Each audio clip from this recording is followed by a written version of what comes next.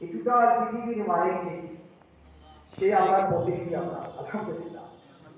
কার প্রতিনিধি আমরা? একটা বিচারে আপনার বাবা যদি বিচারক সুস্থতার কারণে যেতে পারেন না, তাহলে বাড়ির থেকে কোন ছেলেকে পাঠাইবেন?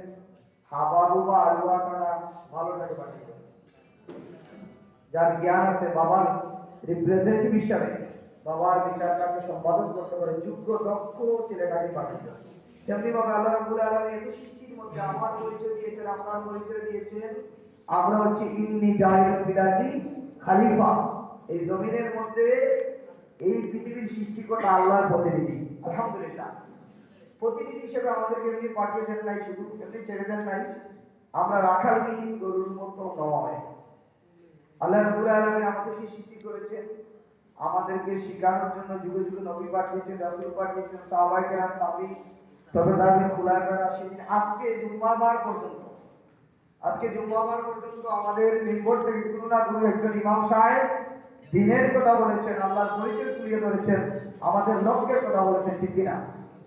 আজকে পর্যন্ত কেউ না কেউ বলেছেন।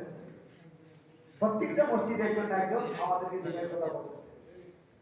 আর আমার সাবজেক্ট হলো, আমি কাজ করে শেষ করব, ইসলামী আন্দোলনের কর্মীদের বৈশিষ্ট্য। ওয়ালতাকুম মিনকুম উম্মাতুন ইয়াদউনা ইলাল খাইরি তা'মুরুনা বিল মা'রুফ ওয়া তানহাউনা আনিল মুনকার।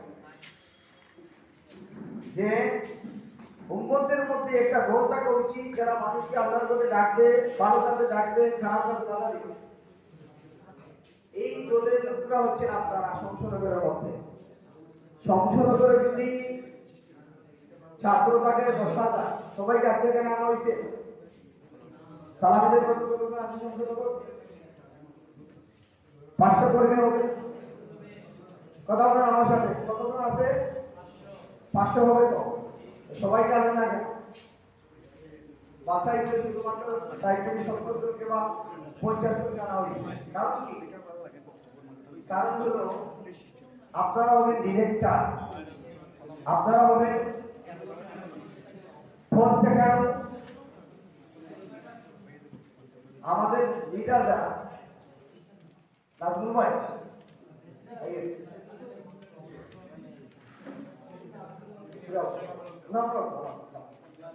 ভাই কথা বলবেন, আমি শেষ করবো 2 মিনিটের ভিতরে ইনশাআল্লাহ। প্রথম হলো ইসলামী আন্দোলনের কর্মীদের বৈশিষ্ট্য। বৈশিষ্ট্যের মধ্যে প্রথম বৈশিষ্ট্য হওয়া উচিত